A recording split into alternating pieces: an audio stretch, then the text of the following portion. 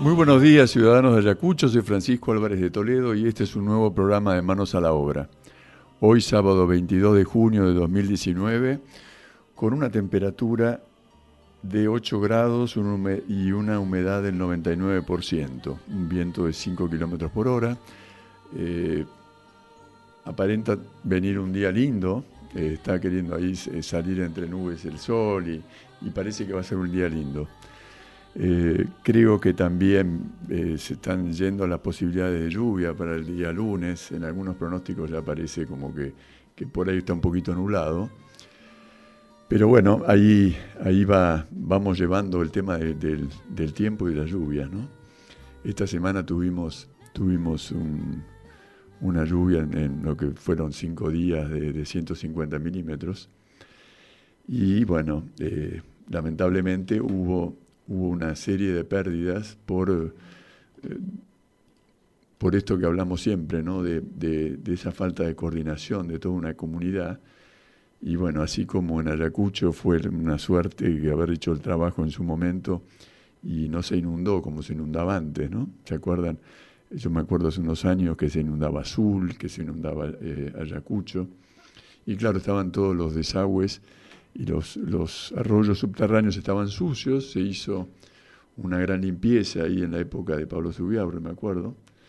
Y bueno, y entonces se acabaron los inconvenientes de las casas inundadas y esas cosas, ¿no? Y la lástima es que no nos ponemos de acuerdo, estamos tanto discutiendo. Vieron que siempre acá les hablo de lo que es el trabajo en armonía, el priorizar temas importantes, en llevar adelante un aumento de producción para generar riquezas, ¿no? Generar los espacios para que las cosas empiecen a salir mejor. Pero muchas veces triunfa la discusión, la agresión, la cosa mediocre, ¿no? La cosa media mezquina. Y entonces terminamos distrayéndonos, atendiendo después sí cosas urgentes que no tendrían que haber sido. Y bueno, y los temas que no se hacen. La cuestión es que con estos 150 milímetros, que llovidos en 5 días no es una cosa que sea tan extraordinaria, se desbordó el arroyo de al lado de casa, que no es mi campo específico, sino que son cientos de campos que vienen siendo cubiertos de agua con unas pérdidas enormes, porque fíjense que el productor agropecuario invierte mucho en su campo para poder aumentar la producción. Entonces se siembran pasturas que llevan fertilizantes que salen una fortuna, con horas de trabajo, con combustible, con programas de producción que son programables, pero que son difíciles de realizar porque llevan un esfuerzo enorme para tener una mayor producción y de esa manera poder aportar a la comunidad mayores divisas, ¿no? Ya por suerte ya se empieza a instalar la idea que el campo es el pilar fundamental en la economía nacional, así como ahora estamos hablando mucho de lo que es los hidrocarburos con Vaca Muerta y lo que es la minería, ¿no? Son los fuertes primero por supuesto que es el campo, ahora con esto de Vaca Muerta parece que es una cosa impresionante, pero bueno, son todos recursos que debemos cuidar con mucha armonía, sin tendencias o partidismos, sino simplemente es el resultado de trabajo, ¿no? Es el resultado de aquello que toda una comunidad decide emprender, ¿no? Cuando la Argentina exporta, es como ir a trabajar todos los días, ¿no? Nosotros no nos podemos comer, yendo al ejemplo de muchas veces que tomamos de una roticería, ¿no? Que es algo común. Si uno tiene una roticería y la familia se come toda la comida, no va a andar muy bien esa roticería. En algún momento va a quebrar porque no tiene entradas. Por ahí la comida va a ser riquísima, todos los integrantes de la familia van a estar felices, pero al no tener ingresos, eso no puede seguir funcionando. Para un país, las exportaciones son los ingresos de divisas que permiten movilizar todos los sistemas de servicios y todo lo que esa comunidad va demandando. Entonces, tener que explicar esto en estos momentos me resulta muy obvio, pero sin embargo tengamos en cuenta cómo durante tanto tiempo hemos sido confundidos con la idea de que había que guardar la producción para el consumo local, que las exportaciones no eran tan buenas, y así fue como no fue. O sea, perdimos 11 millones de cabezas, 7.000 tambos que cerraron, empresas que cerraron, mercados del mundo que llevan años de esfuerzo, de relaciones internacionales, de confianza, de armar la manera tecnológica de producir esa exportación, de cuidar cada detalle para que sea competitivo, otro de los temas tan importantes en nuestra producción. Ustedes habrán escuchado esta semana el discurso del presidente Macri cuando le dijo a los Moyano que encarecían el costo de producción. Y eso es gravísimo, porque no es cuestión de que si estoy de un lado o del otro, es cuestión de que es el esfuerzo de todos nosotros el que hace que las cosas lleguen a un final que sea positivo, que sea rentable, ¿no? Porque evidentemente vamos sumando pequeñas ineficiencias y los resultados después no son los adecuados. Entonces después nos preocupamos por la pobreza. Y la pobreza es justamente eso, es la generación de incapacidades para poder llegar a lo que uno está buscando. Es la frustración. Y lo que tenemos que tratar de hacer, en vez de pelearnos y a ver quién tiene razón y quién no tiene razón, es buscar el camino para construir un futuro mejor, que es lo que tanto tocamos el tema en este programa. Creo que no hay que buscar partidismo, no hay que buscar banderas, simplemente hay que ponerse un plan. Usted tiene probablemente un hijo o un nieto. Bueno, ¿qué vamos a hacer con ese hijo, con ese nieto? ¿Vamos a tratar de sacar una persona de bien o vamos a tratar de dejarlo a la deriva y que sea lo que Dios quiera? Bueno, eso va a depender de usted. No va a haber ningún gobierno que se ocupe de eso de forma directa, ¿no? Entonces, esos son los pequeños temas que por ahí a veces nos confunden en el desarrollo de lo cotidiano, ¿no? Por ahí nos calentamos el pico y entonces, no, la culpa la tiene esto y la culpa... Y buscamos una respuesta fácil. Y existe una respuesta fácil. Es posible. Es posible explicar por qué la Argentina, que es un país inmensamente rico, tiene el 30% de pobres. Entonces, ¿qué es lo que nos limita? Es esa discusión, ese permiso a la cosa mediocre. Tenemos que empezar a entender que si tomamos un camino equivocado, vamos a llegar a un lugar equivocado. Y eso es elemental, es básico.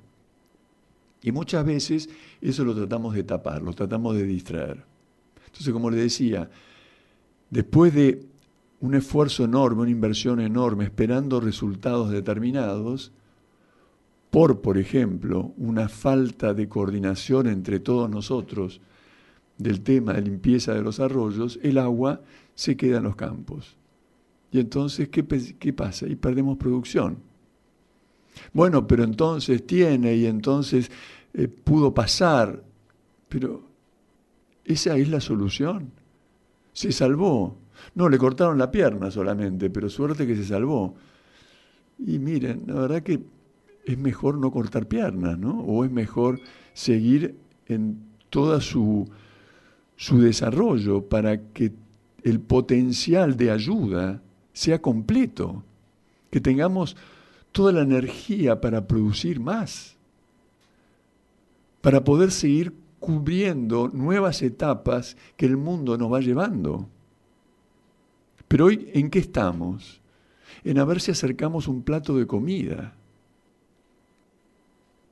¿Y podemos seguir en ese camino o vamos a abrir un poco el panorama? Tratemos de ver cuál es nuestra falla, sin culpas, pero tratemos de empezar a entender.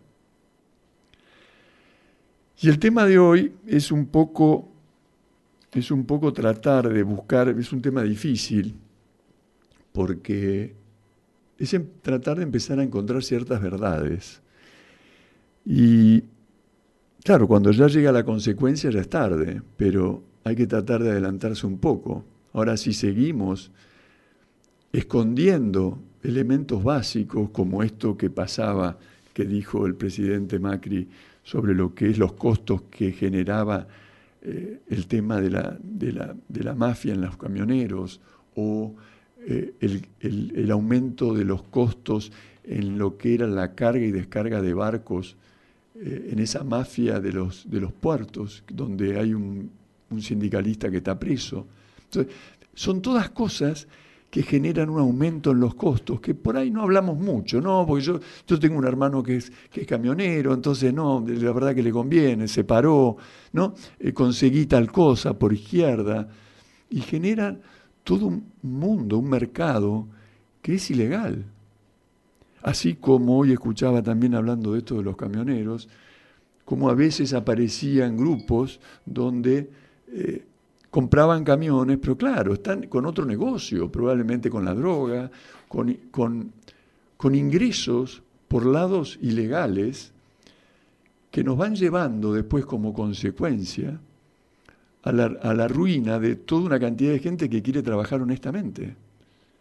Entonces, no es así nomás que uno ve un emprendedor de algo que le va bien y entonces este ya está salvado. Eso es ignorancia. Y es la ignorancia lo que se ha apoderado de nuestro pueblo, en mi entender. Y para salir de la ignorancia creo que tenemos que empezar a hablar de ciertas verdades que a veces nos van a doler un poquito. Pero bueno, no nos queda otra cosa que tratar de enfrentar, ¿no? Si uno tiene una enfermedad grave, lo mejor que puede hacer es tratar de ver de qué manera encuentra un diagnóstico acertado para poder hacer el tratamiento adecuado. De lo contrario, si seguimos con una aspirineta en un tratamiento de estos, y me parece que la cosa se va a complicar. Y probablemente en ese engaño estemos todos muy tranquilos durante un rato, pero después las consecuencias van a ser terribles. Y me parece que hace muchos años que estamos con ese tema. Y uno de los temas que por ahí ha quedado instalado es toda una tendencia a una conclusión que no creo que esté bien tomada. Y me estoy refiriendo a lo que era toda la época de la subversión.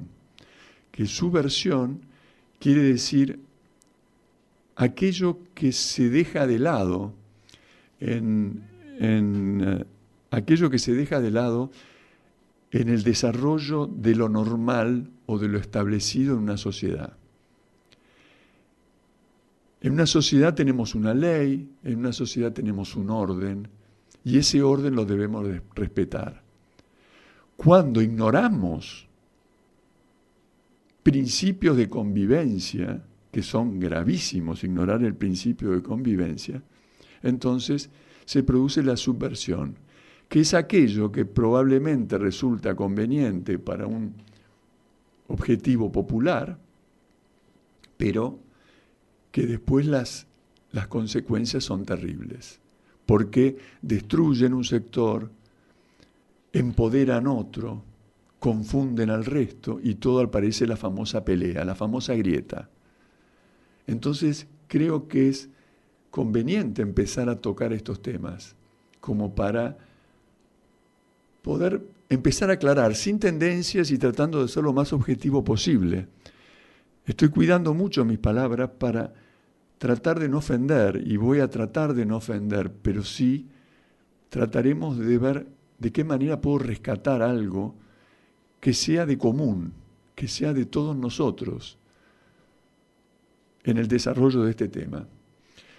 Para poder hacerlo, vamos a tener una comunicación con el doctor Juan Pedro Mervilá, que es un abogado muy prestigioso, que tiene además un campo acá en nuestro querido partido, y que muchas veces en todos estos temas, que además como contemporáneos de una época, nos puede dar aportes personales y nos puede dar parte de esa cultura que tiene. Entonces me parece que podemos llegar a desarrollar una cosa en armonía, buscando algo que pueda llevarnos adelante. Así que vamos a escuchar ahora un tema de Johnny Mathis, que se llama Unforgettable, inolvidable, y después vamos a hacer una pausa publicitaria a ver si después podemos hacer la conversación con el doctor Juan Pedro Mervilá. Bueno, enseguida volvemos. Muchas gracias. Con proyectos de futuro, familias y la sociedad toda, o la gran parte, pero que claro, empezó a vivirse tiempos donde las agresiones colectivas, bombas, asesinatos, secuestros seguidos de muerte empezaron a aparecer, ¿no? Sí, bueno, efectivamente, si querés empezamos un poquito la cronología de esta manera. Efectivamente, Perón, aislado en España, siguió siendo y jactándose de ser el jefe del movimiento más popular en la Argentina, y entonces cada tanto nombraba un representante, los presuntos referentes tanto del propio movimiento o que aspiraban a hacerlo, como incluso de otros gobiernos, hasta el propio gobierno militar de Onganía le mandó un mensajero a hablar personalmente con Perón. Él se mantuvo en esa posición expectante, diríamos, y cómoda durante mucho tiempo, hasta que los procesos empezaron a empujarlo, y los años también, al deseo de volver y reivindicarse. En el medio de eso, en esa década del 70, que fue de estallidos de muchos movimientos violentos de distinta índole en muchos lugares del mundo, en muchos, la ETA, el IRA, no importa de qué lado vinieran, en general podían venir tanto de las ideas materialistas como de ciertos idealismos sacrales. Esto se dio no solamente en países que quisieron adoptar versiones del marxismo a través de la violencia del trotskismo, como en países de raigambres culturales muy católicas, tanto de carácter musulmán como incluso de carácter católico. ETA e IRA, más allá de otra cosa, se dieron en países sumamente católicos, con ideas, por un lado, nacionalistas, especialmente, y coincidiendo toda esa generación en que el camino era un camino revolucionario violento. Eso permeó en la Argentina, eso caló en la Argentina por dos vertientes muy diferentes. Por un lado, efectivamente, la del trotskismo, que terminó configurando lo que se conoció después históricamente como el ERP, ¿no? Ejército Revolucionario del Pueblo. Absolutamente dogmático, de ideas de origen marxista y de métodos violentos para llegar a la revolución y tomar el poder y cambiar las estructuras. Por otro lado, hubo otra corriente, digamos, desde el punto de vista dogmático, más tibia, pero que por eso mismo tal vez se difundió mucho más, se esparció mucho más, muy especialmente en América Latina, que abarcó a todos los niveles, abarcó a sectores de la Iglesia Católica, tanto de miembros de la Iglesia, como de civiles, ¿no? Como fue acá el grupo Tacuara y demás. Esos grupos empezaron a absorber estas ideas con un dogmatismo, sin el dogmatismo teórico y doctrinario del marxismo.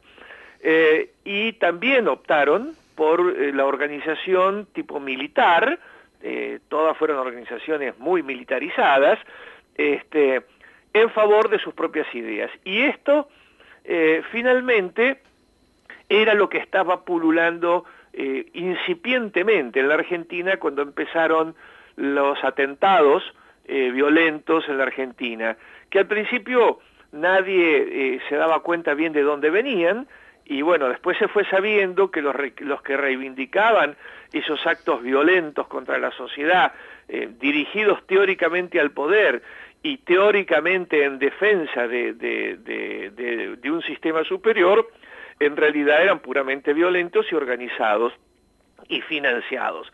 ¿Qué pasó entonces? Pasó que Perón vio la posibilidad de que esos grupos que iban creciendo pudiera limar, pudiera ir puliendo, ir destruyendo las bases del sistema político argentino, que abriera la oportunidad para su regreso y la reinstalación de sus ideas y su movimiento.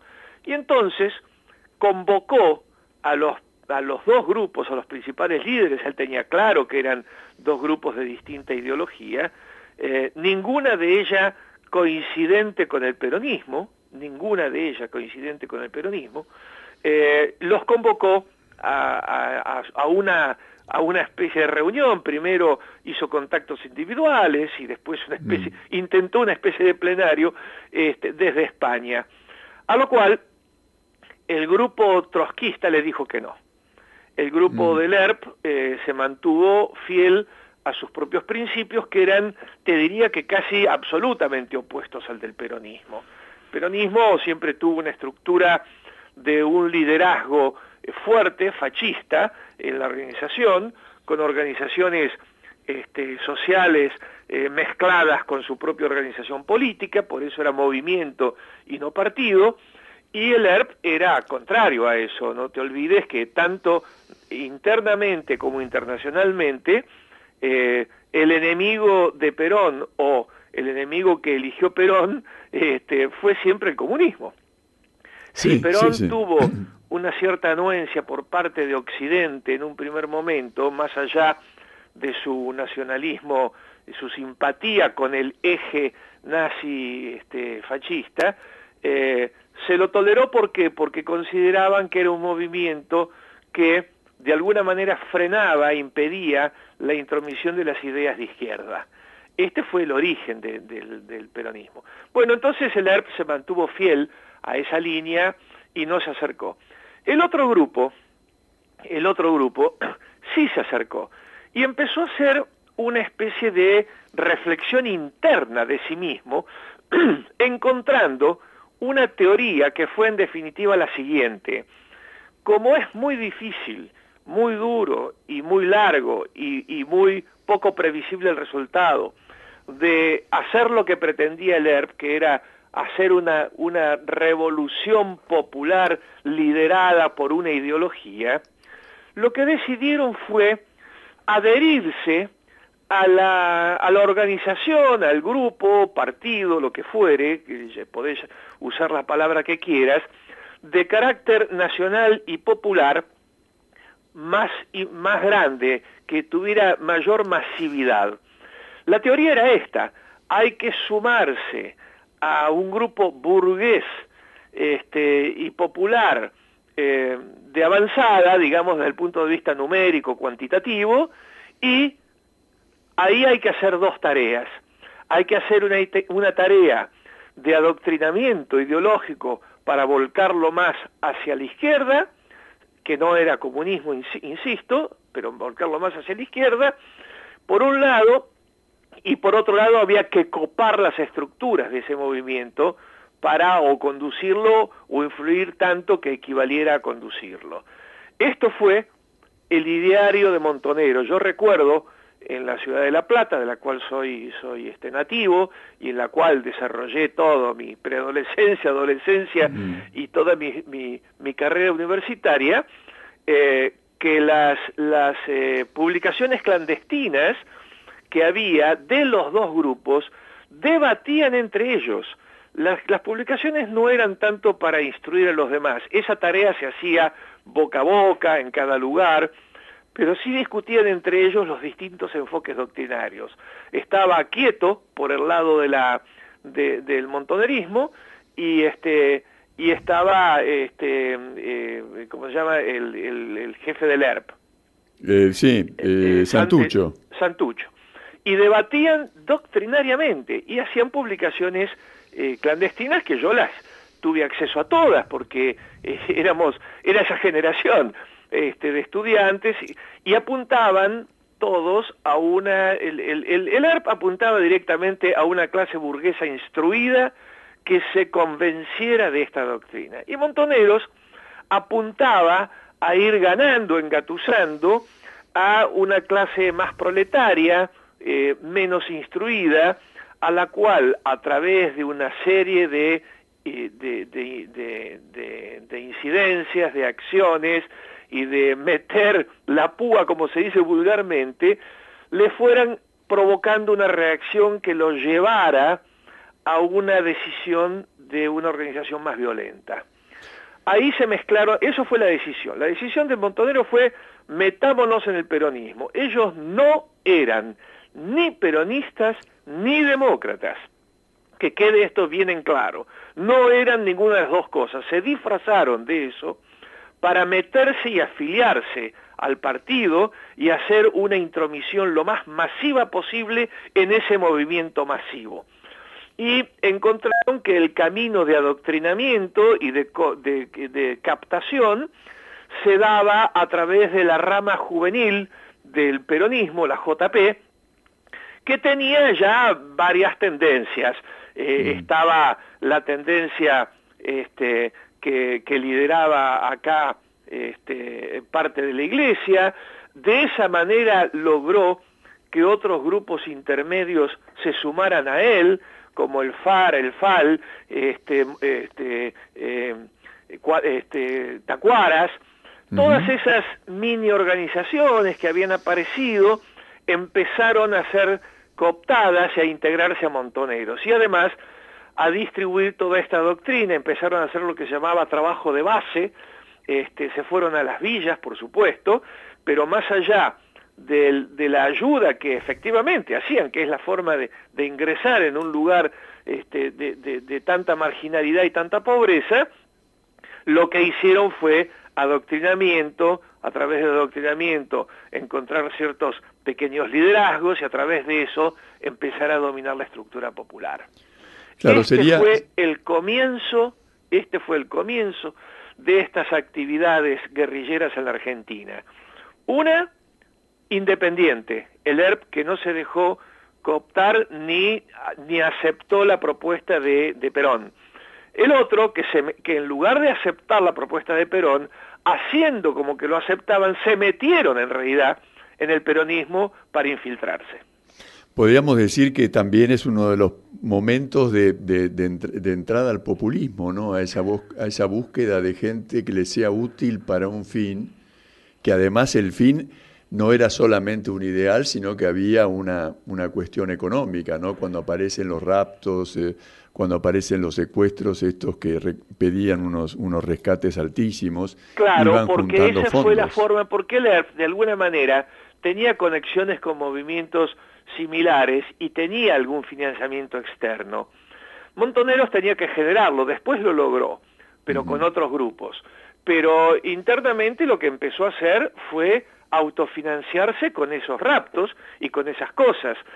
Era una parte del financiamiento, pero cuidado que no era una parte pequeña. Entonces le agregó a los actos violentos de atentados, le agregó estos otros actos violentos con el destino de financiarse.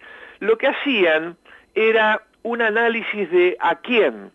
No era que tomaban a cualquiera, buscaban personas, empresas, grupos muy poderosos económicamente porque tenían que sacarles plata, pero al mismo tiempo bastante emblemáticos, que simultáneamente el trabajo de base los hacía simpáticos, decía, mira, fíjate a quién agarraron, a ese desgraciado millonario que nos chupa la sangre. Claro. Hicieron un trabajo simultáneo, mientras espuriamente lo que buscaban eran recursos, usaban la elección del destino de esos actos para generar un rencor y un apoyo contra ellos. Incluso alguna vez lo hicieron antes de lo de Rucci, que es otra etapa de este desarrollo que estamos haciendo, incluso hicieron algún acto similar con algún sindicalista, de los sindicalistas desclasificados, no queridos. Entonces, digamos que hacían actos violentos para su propia finalidad, pero que la vendían, los elegían mucho y la vendían como una cosa simpática, aceptable para la masa. Ahí vamos bárbaro con todo el desarrollo. Podemos decir entonces que ya estaba instalado lo que era un sector que agredía a la sociedad, y está tratando de instalar lo que era su deseo individual, su deseo de sector, ¿no? Bien, que como vos bien dijiste, mezcló las propias ideas de izquierda que tenía, que eran ideas de izquierda pero no marxistas, eran más bien gramscianas, tenían que ver con otro origen doctrinario, mezclaron eso con el populismo. Claro, exacto. Por eso es que hoy tenemos esta tremenda confusión cultural. Claro. Hoy se lo considera al kirchnerismo de izquierda. ¿Qué va a ser de izquierda?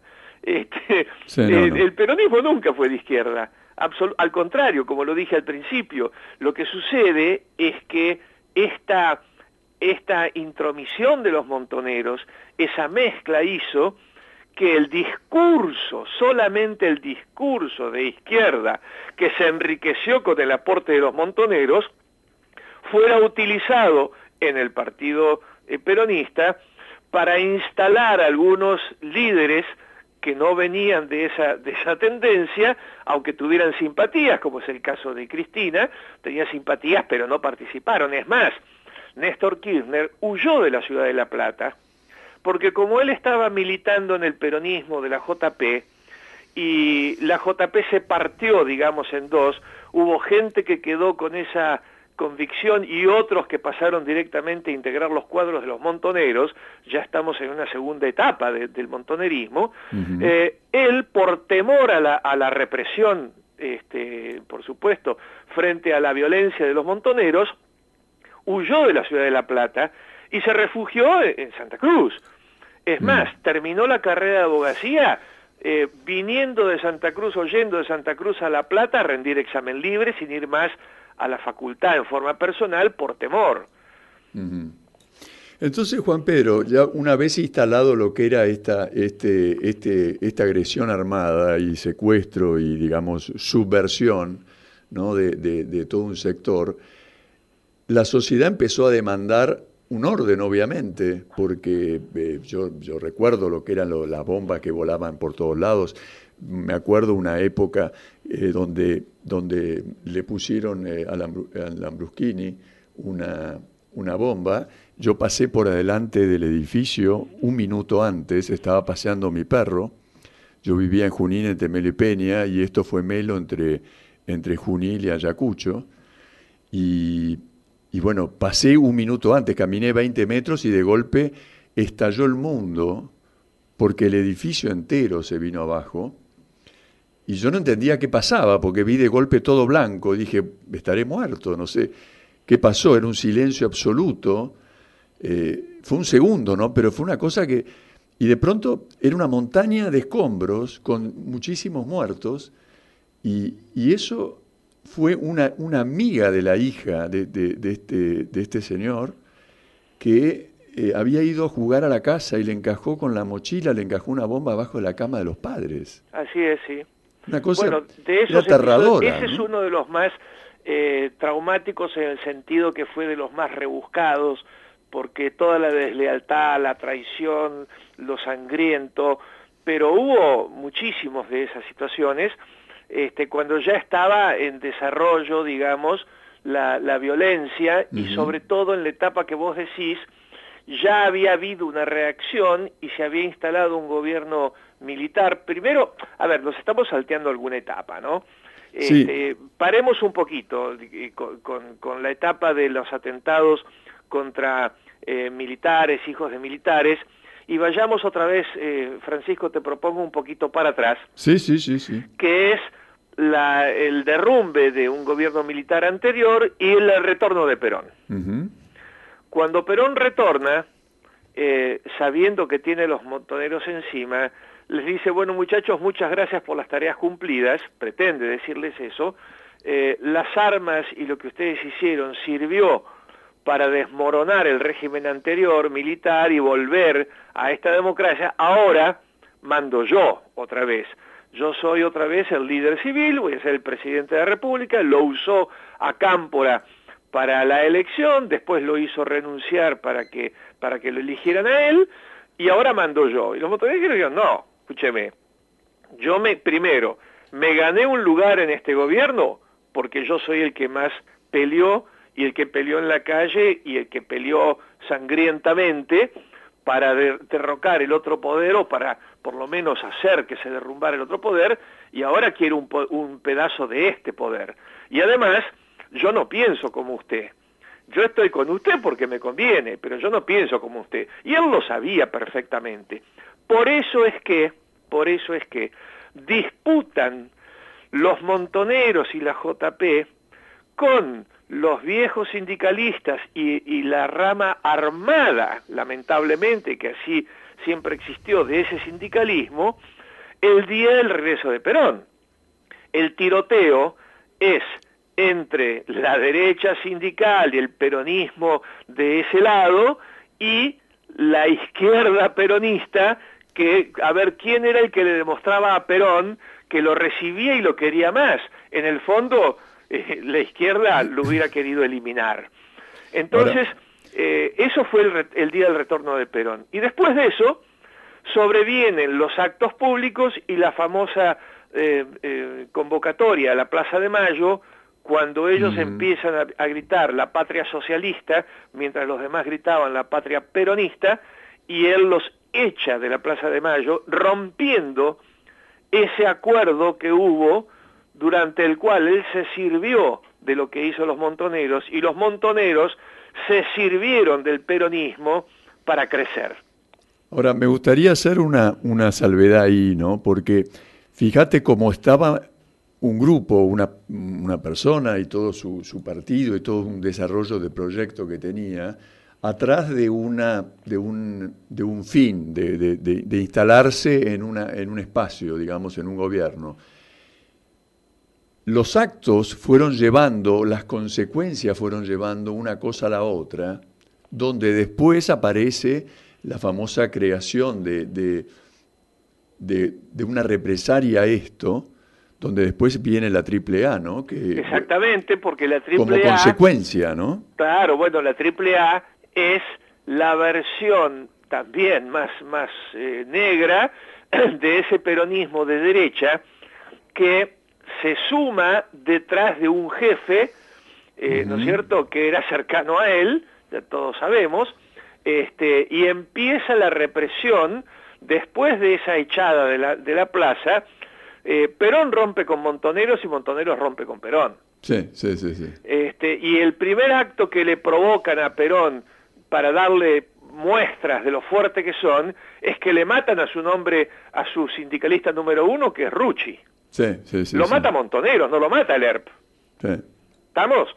Entonces, la lucha intestina convierte a toda la Argentina en un campo de batalla donde el resto estaba aplastado, porque el militarismo había sido corrido, de manera que esa fuerza que supo tener, en ese momento no lo tenía. Sí. Las fuerzas democráticas habían sido desplazadas por las elecciones en las cuales había ganado con tanta amplitud el peronismo, especialmente el propio Perón, después de hacerlo renunciar a Cámpora. Entonces las fuerzas políticas democráticas estaban sin espacio, sin fuerza, sin nada de todo eso. ¿Qué quedaba del país? Quedaba el poder mismo. El poder lo tenía institucionalmente Perón, evidentemente, con su partido, que lo fue otra vez concentrando en lo que era tradicionalmente, con otras aperturas, digamos, más democráticas, porque, bueno, estaba grande y se daba cuenta que un puro poder como el que había ejercido en la década del 40 y 50 ya no tenía sentido, ni histórico ni nacional. Eso es cierto. Él en ese sentido había evolucionado hacia una idea un poco más amplia. Pero tenía adentro esta nueva tendencia que se le había enraizado, que usando las ideas del populismo habían instalado las ideas de la izquierda. Ahora, fíjate... Así que la crisis interna de ese peronismo, por un lado, como yo lo he descrito, el tradicional y por el otro lado el nuevo, ambos con financiamiento y poder militar y organización militarista, digamos, con organizaciones violentas, son los que arman este gran escándalo. Después, cuando a su vez, después de todo el fracaso de Isabelita, qué sé yo, vuelve un gobierno militar, ahí recién vuelve a aparecer como un enemigo violento de cuidado la verdadera izquierda, que es el ERP. Pero en ese espacio interregno, que vos recordás con la AAA y demás, la lucha fue interna del peronismo. Claro, entre el montonerismo, digamos, por llamarlo en forma global, y el tradicional y sindicalismo, ambos con poder de fuego. Claro, pero vos fíjate que en el medio de toda esa discusión de política sectorial... Quedó la Argentina. Quedó la Argentina, exactamente. Entonces ahí es donde se empiezan a instalar morales costumbres de la sociedad que permiten ciertas cosas, como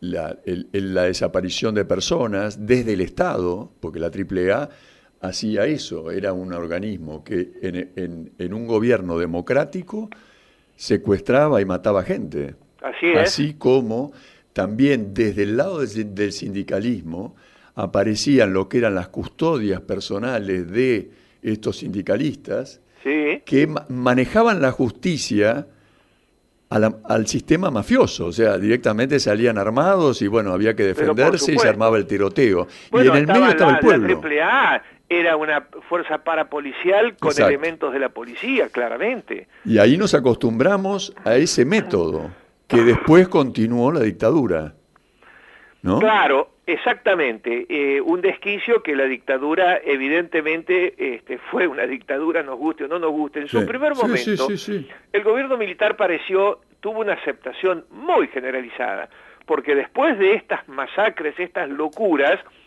rápidamente gran parte de la sociedad dijo, bueno, por favor, paren con esto.